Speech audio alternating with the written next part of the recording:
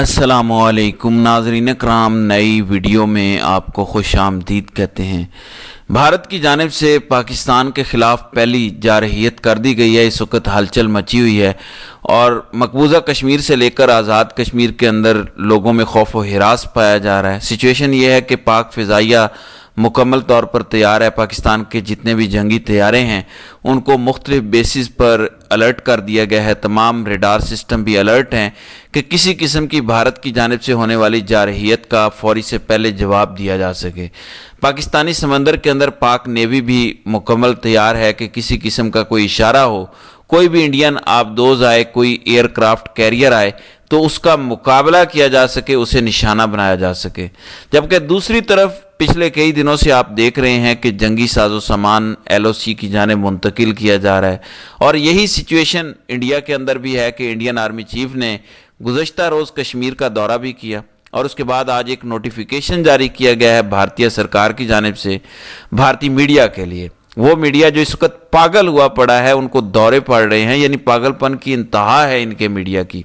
एक क्लिप मैं आपको सुनवाता हूं, आपको अंदाजा हो जाएगा कि जिस तरह से ये चीखते चिल्लाते हैं, जरा मुलाहिजा करें। बड़ी खबर, वायुसेना ने प्लेन की तैनाती बढ़ा दी है। J-10C विगोरस ड्रैगन तैनात किया गया है। F-16 फाइटिंग फॉल्कन की भी तैनाती की गई है। J-F-17 थंडर्स की तैनाती की गई है।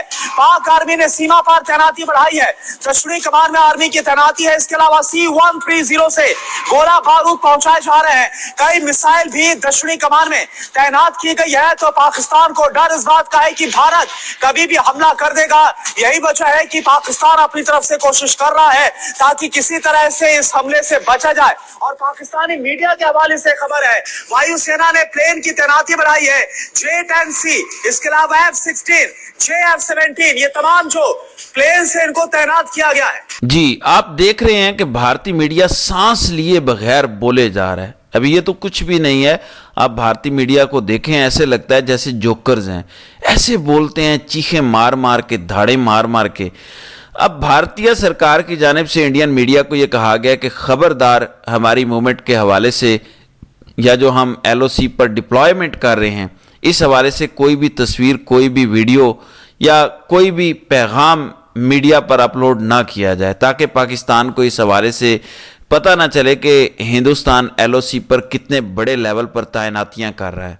पाकिस्तान के चाइना और दीगर ममालिक के साथ रब्ते हैं। अब सबसे पहले मैं आपको बता दूं कि जारहियत क्या की गई है और इस वक्त सूरत हाल क्या बनी हुई है। ख़बर यह है कि मकबूजा कश्मीर के ज़िला अनंतनाग, अब इसको अनंतनाग भी कहते हैं और कश्मीर के अंदर इसको इस्लामाबाद भी कहते हैं। कश्मीरी लोग जो पाकिस्तान को पसंद करते हैं, उन्होंने अनंतनाग का नाम इस्लामाबाद रखा हुआ है। बहरहाल अनंतनाग से निकलकर उड़ी से हटिया बाला चकोटी दाखिल होने वाले दरियाए झेलम में अचानक शदीद तुग़यानी के बायस अवाम में खौफ व हिरास फैल गया है।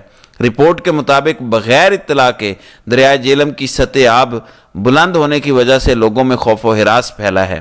रिपोर्ट के मुताबिक दरिया में पानी की अचानक सतह बुलंद होने के बाद उसके किनारे बसने वाले लोगों में अफरा तफरी का आलम है।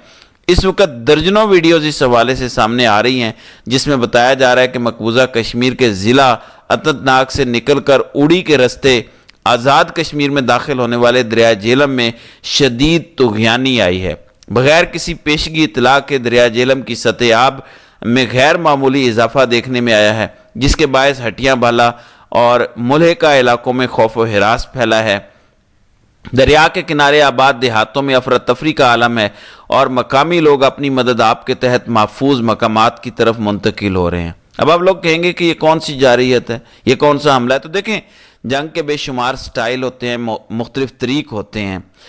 साइबर अटैक भी होता है, हमला भी किया जाता है, किसी का पानी बंद कर देना, यह भी एक्ट ऑफ वॉर है, और बिना इत्तला के पानी छोड़ देना, यानी मुकम्मल तौर पर खौफ मच जाए, दरियाओं के अंदर तुग़यानी आ जाए, वो दरिया जो पहले सूखे पड़े थे अचानक उनके अंदर पानी पहुंच जाए और हर तरफ सैलाबी सूरत हाल बन जाए और पाकिस्तान एक तरफ तो सैलाब से निपट रहा हो, लोगों को रेस्क्यू करने में लगा हो, जबकि दूसरी तरफ बॉर्डर पर खतरात हों, तो इससे आप किसी भी मुल्क को इंगेज कर सकते हैं, यानी मल्टीपल फ्रंट्स पर इंगेज करना। آپ بلوچستان کے اندر بھی کشیدگی بڑھا کے پاکستان کو انگیج کر سکتے ہیں، آپ ٹی ٹی پی کے ذریعے پاکستان کے اندر کشیدگی بڑھا کے پاکستان کو انگیج کر سکتے ہیں۔ اب آپ نے اتنے بڑے لیول پر اچانک پیشگی اطلاع کے بغیر پانی چھوڑا ہے، جس کے بعد سیلابی صورتحال ہے، ایمرجنسی کی صورتحال بنی ہوئی ہے، تو اس سے صاف یہ لگتا ہے کہ بھارت پاکستان کے خلاف اپنے تمام آپشنز استعمال کرنے جا رہا ہے، چاہے وہ میڈیا کے ذریعے ہو، چاہے وہ پراپوگنڈا ہو، چاہے وہ اس طرح کی جارحیت ہو، چاہے نفسیاتی طور پر ٹارچر کرنا ہو، یا اس طرح سے مالی طور پر نقصان پہنچانا ہو۔ تو بھارت ہر لحاظ سے پاکستان کو ہر طرح سے انگیج کرنا چاہتا ہے۔ صبح میں نے آپ کو بتایا تھا کہ بھارت کے اندر اس وقت پریشانی پائی جا رہی ہے۔ اس پریشانی کی وجہ، اس نیند اڑنے کی وجہ چائنا ہے کہ چائنا پاکستان کا دفاع کرے گا، ایل اے سی پر ہمارے لیے مصیبتیں بڑھا دے گا، دریاؤں کے پانی بند کر دے گا، وہ لداخ کے اندر ایک فرنٹ کھول دے گا، اور چائنا کی فضائیہ پاکستان کی مدد کرے گی۔ سکردو سے اڑ کے کشمیر کے اندر سٹرائک کرنا چائنا اور پاکستان دونوں کے لیے آسان ہوگا، اور چائنا پاکستان کو اپنی ایئر بیسز بھی دے سکتا ہے۔ لہٰذا ایک اہم وقت پر پاکستان اور چائنا کا یہ مقابلہ نہیں کر سکتے، اور یہی وجہ ہے کہ آج اسحاق ڈار اور چائنیز جو پاکستان کے اندر سفیر ہیں ان کی بڑی اہم ملاقات ہوئی ہے۔ اس ملاقات کا صاف مطلب یہ ہے کہ انڈیا اور پاکستان کی جارحیت کے اندر اگر اضافہ ہوتا ہے تو دونوں ممالک اکٹھے ہوں اور دونوں ممالک مل کر بھارت کو سبق سکھائیں اور اس کا مقابلہ کریں۔ ایک طرف تو یہ صورتحال ہے، دوسری طرف دیکھیں انڈیا پاکستان کا مقابلہ نہیں کر سکتا، یا چائنا اور پاکستان دونوں کا اکٹھا مقابلہ نہیں کر سکتا، یہ بات تو طے ہے۔ دوسری طرف ایک اور بھی فیکٹ ہے، اسحاق ڈار کبھی بھی ایس جے شنکر کا مقابلہ نہیں کر سکتا، وہ کبھی بھی بھارتی وزیر خارجہ جتنا ایکٹیو نہیں ہو سکتا۔ خواجہ آصف جو کہ وزیر دفاع ہے، کبھی بھی وہ راج ناتھ سنگھ نہیں بن سکتا، راج ناتھ سنگھ کا مقابلہ نہیں کر سکتا، اور جو ان کے وزیر داخلہ ہیں امت شاہ، وہ کبھی محسن نقوی نہیں بن سکتا، محسن نقوی سے وہ بہت آگے ہیں۔ لہٰذا یہ دیکھنا پڑے گا کہ پاکستان پر یہ جو رجیم مسلط کیا گیا ہے، یہ مسلط کردہ رجیم کیا اپنی ہی ڈی کے اندر گول کرے گا، اپنے خلاف ہی گول کرے گا، یا عالمی سطح پر جب پاکستان کو اس وقت مدد کی ضرورت ہے تو یہ ہاتھ پہ ہاتھ دھرے بیٹھے رہیں گے، جی ایچ کیو جانے اور ان کا کام جانے، یعنی یہ لوگ اب اس ملک پر بوجھ بن چکے ہیں۔ بہرحال آج آئی ایس پی آر کی جانب سے ایک نغمہ بھی ریلیز کیا گیا، پاکستان ہمیشہ زندہ باد، اور اس نغمے کے اندر جنرل عاصم منیر کا شروع میں کلپ لگایا گیا ہے، پاکستان ہمیشہ زندہ باد، اور اس کے بعد نغمہ شروع ہو جاتا ہے۔ ٹھیک ہے، جنگ کے ماحول کے اندر نغمے بھی خون گرماتے ہیں، لیکن اس سے پہلے آپ نے سب کچھ کر کے دیکھ لیا ہے۔ آپ نے ٹویٹر کے کمنٹس بند کیے، آپ نے پاکستان میں سوشل میڈیا کے ساتھ جو کچھ کیا، آپ نے فائر وال لگائی، ٹویٹر بند کیا، اور آپ نے جو بھی بیانیے بنانے کی کوشش کی، آپ ان بیانیوں میں کامیاب نہیں ہو سکے۔ تو اب آپ نے نغمہ جاری کر دیا۔ ظاہر ہے نغمے ہی سب کچھ نہیں ہوتے، نغموں سے صرف جنگیں نہیں جیتی جاتی، عوام کی حمایت اور ایک مقبول لیڈر بڑا اہم کردار ادا کرتا ہے۔ اس لیے قوم اب مطالبہ بھی کر رہی ہے کہ یہ وقت ہے کہ جب عمران خان کو رہا کیا جائے، اور پھر دیکھیں آپ کہ کس طرح قوم اپنی جنگ آپ لڑتی ہے اور بھارت کا مقابلہ کس طرح سے کرتی ہے۔ اس سلسلے میں میجر جنرل ریٹائرڈ اعجاز اوان بڑے تگڑے جرنیل ہیں، ان کی جانب سے مطالبہ سامنے آیا ہے۔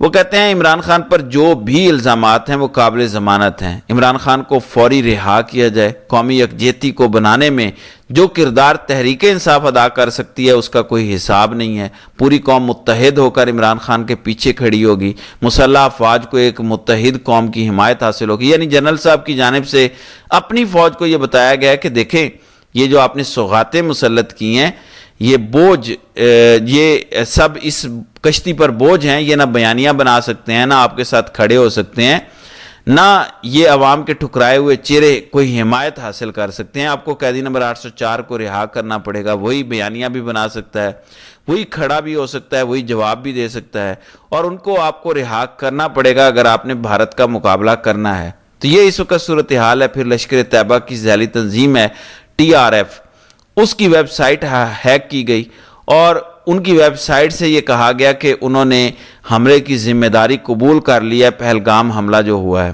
تو اب لشکر طیبہ کی جو ذیلی تنظیم ہے TRF، ان کی جانب سے بیان آ چکا ہے، انہوں نے کہا کہ ہم نے بالکل ذمہ داری قبول نہیں کی، ہماری جانب سے حملہ نہیں کیا گیا، ہم اس کو مسترد کرتے ہیں، اور ہماری ویب سائٹ ہیک کر کے یہ پیغام جاری کروایا گیا ہے۔ یہ ایک صاف طور پر بڑا ثبوت ہے کہ یہ بھارت کا سوچا سمجھا منصوبہ تھا، یہ فالس فلیگ آپریشن کیا گیا تھا۔ بہرحال بھارت کی جانب سے پہلے جارحیت ہو چکی ہے اور پاکستانی دریاؤں کے اندر پانی چھوڑ دیا گیا ہے، اور اس وجہ سے پنجاب کے اندر بھی سیلاب آ سکتا ہے، سندھ کے اندر بھی سیلابی صورتحال بن سکتی ہے۔